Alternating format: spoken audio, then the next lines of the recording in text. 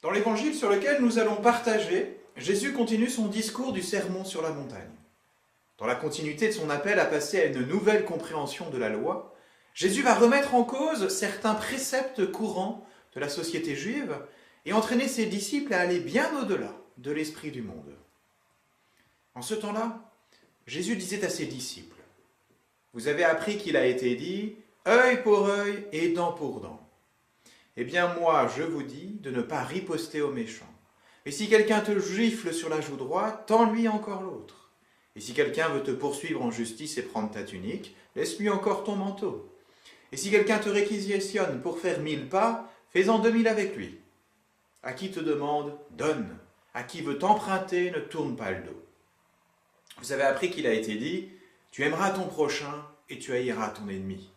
Eh bien moi, je vous dis, aimez vos ennemis et priez pour ceux qui vous persécutent, afin d'être vraiment les fils de votre Père qui est aux cieux. Car il fait lever son soleil sur les méchants et sur les bons, il fait tomber la pluie sur les justes et sur les injustes. En effet, si vous aimez ceux qui vous aiment, quelle récompense méritez-vous? Les publicains eux-mêmes n'en font-ils pas autant? Et si vous ne saluez que vos frères, que faites-vous d'extraordinaire? Les païens eux-mêmes n'en font-ils pas autant? Vous donc, vous serez parfaits, comme votre Père céleste est parfait. Après avoir étendu la portée de certains commandements, tels que tu ne tueras point, tu ne commettras pas d'adultère, en appelant à convertir les attitudes intérieures profondes qui pourraient conduire à ces transgressions, Jésus semble aller encore plus loin. On a presque une impression de surenchère. Bon, déjà, ça ne paraissait pas évident de devoir répondre au tribunal, de s'énerver contre son frère, mais là, maintenant, Jésus nous donne ce commandement d'aimer nos ennemis. Jésus finirait-il par en demander un peu trop? Peut-être. Nous allons essayer de voir ce que peuvent recouvrir ces consignes radicales. Mais auparavant, attardons-nous sur la finalité de ce qu'indique Jésus. Pourquoi Jésus demande cela? Afin d'être vraiment les fils de votre Père qui est aux cieux. Et plus loin, vous serez parfaits comme votre Père céleste est parfait. Et oui, quand même. Les moyens sont donc du même gabarit que le but recherché. Mais là, on peut se poser la question. Est-ce qu'on peut être au niveau d'une telle exigence? Est-ce que ce n'est pas un idéal un peu inatteignable? Si on se fonde sur nos propres forces, certainement. Mais un homme est vraiment fils du Père. Un homme est vraiment parfait comme le Père. C'est Jésus lui-même. Si on s'appuie sur lui, lui qui est le chemin, on pourra alors suivre cette voie, avec son aide, celle de son esprit. Cela nécessite donc un acte de foi. Si nous nous mettons à la suite de Jésus, si nous nous laissons agir en nous, si nous mettons toute notre foi dans son amour, il nous sera possible de répondre pas à pas à cet appel à devenir fils du Père, à devenir parfait comme le Père. Devenir parfait comme le Père est à comprendre sous ce registre de l'amour. Nous ne deviendrons jamais parfaits comme Dieu est parfait, il sera toujours plus grand que nous dans sa perfection.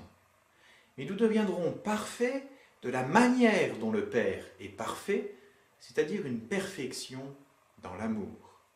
Jésus nous invite ici à des actes de charité bien plus grands que ceux d'une simple générosité humaine.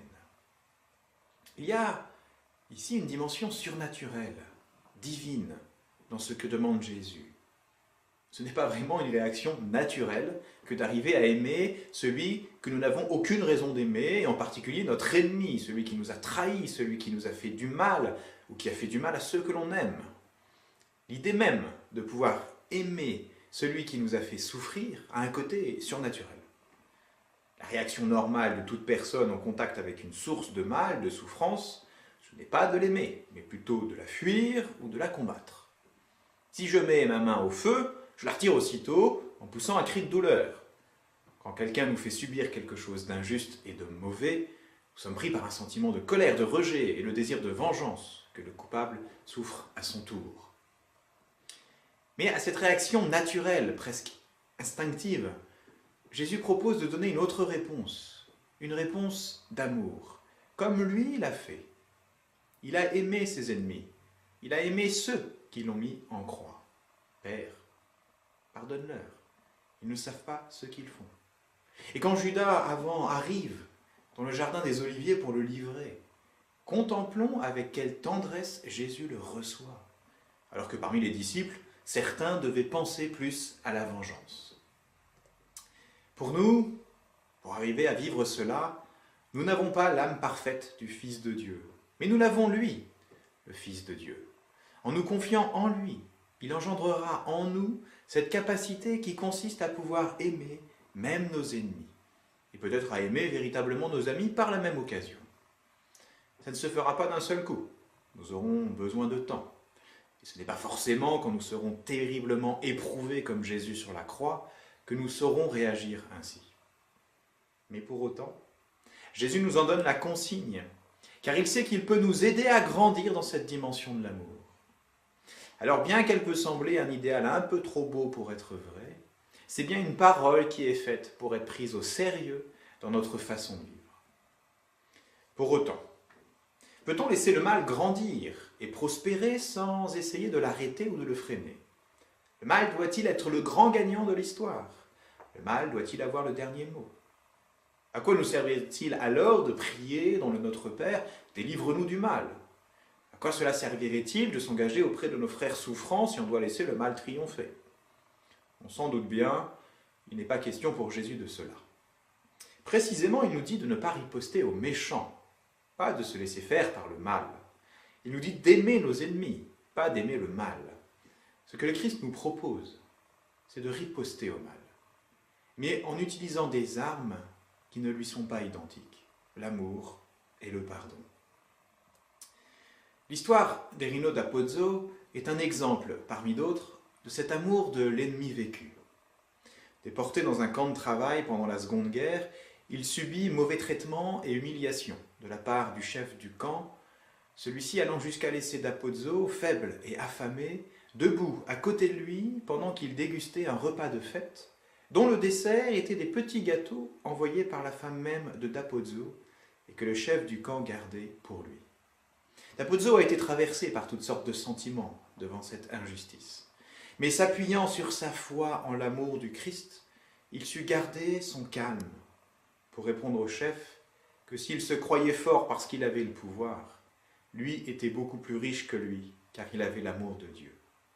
Et de colère, le commandant chassa da Pozzo. Le mal n'avait pas triomphé, autant qu'il aurait voulu. Et des années plus tard, da Pozzo retrouva ce chef de camp et lui rendit visite. Ce dernier était persuadé que da Pozzo venait le dénoncer et se venger.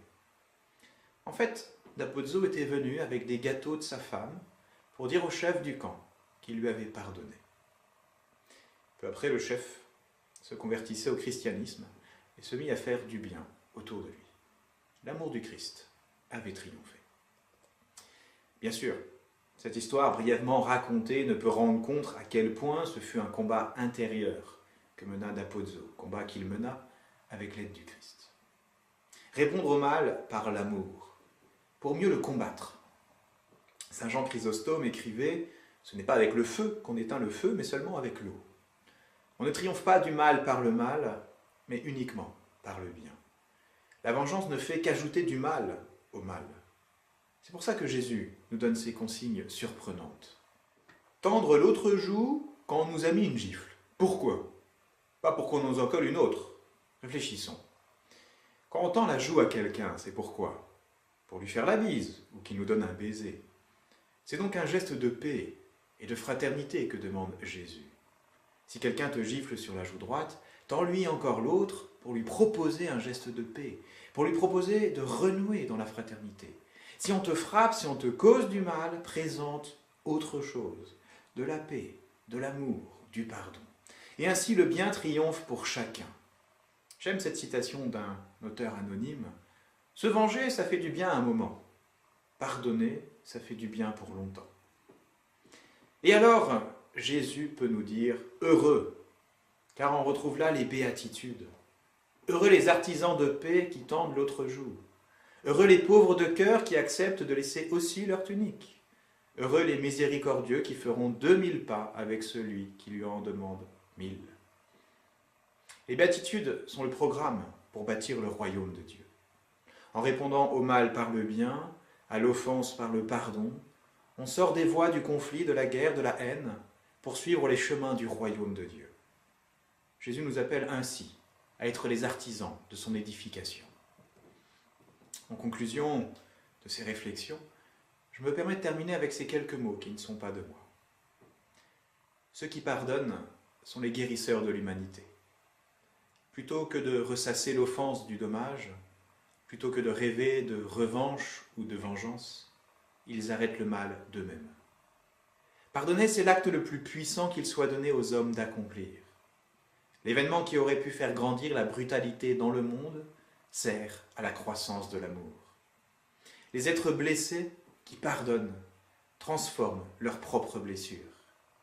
Ils guérissent là où ils sont, la plaie qui défigure l'humanité depuis ses origines, la violence. L'homme qui pardonne ressemble à Jésus. L'homme qui pardonne rend Dieu présent.